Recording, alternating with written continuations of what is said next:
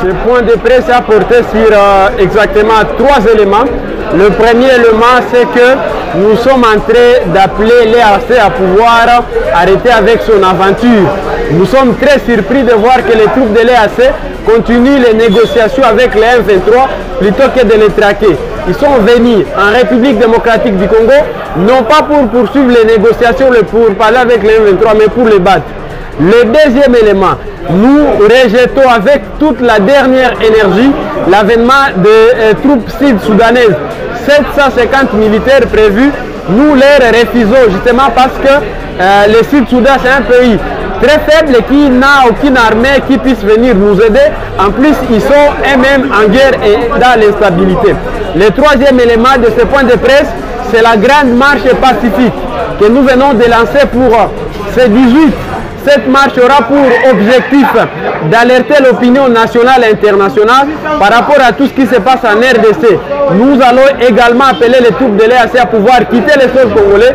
Nous ne voulons pas d'eux justement parce qu'ils ne font rien. Ils sont venus nous aider mais ils continuent à manger et à bavarder avec les M23. Les troupes kenyanes, nous nous attaquons à eux justement parce que tout ce que la population attendait de leur part, c'est le contraire que nous constatons. Depuis qu'ils sont là, nos populations sont massacrées à Kishiche, à Rutshuru, à Bunagana et partout ailleurs.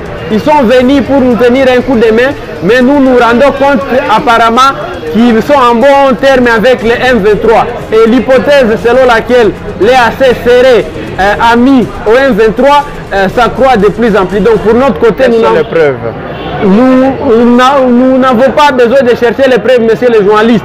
L'EAC, les M23 écoutent plus l'EAC, vous voyez des photos, au-delà des photos, ils se parlent très bien. Les M23 a dit laisser certaines localités à l'EAC et à refusé FARDC. Vous vous souvenez de l'affaire zone tampon. Zone tampon, ça veut dire que l'EAC occupe une zone là où les FARDC n'auront pas accès. Donc pour nous, l'EAC doit arrêter avec sa blague et son aventure. Donc vous pensez que le M23 est là au bénéfice de la force de l'EAC?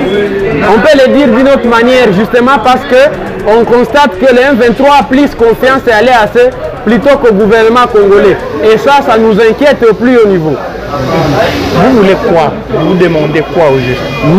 Nous avions les forces armées de la République démocratique du Congo, ces militaires qui ont prêté serment pour défendre l'intégrité du territoire jusqu'à leur sacrifice suprême.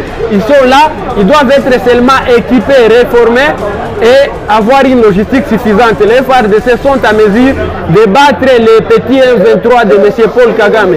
Nous n'avons pas besoin de voir toute la planète Terre venir nous aider. La MONUSCO est ici. Les Kenyans sont là, les Burundais déjà au Sud Kivu, les Ougandais ils sont dans la partie Grand Nord. On veut encore nous amener les Sud-Soudanais. Ça devient quand même grave, nous ne voulons pas de cette aventure.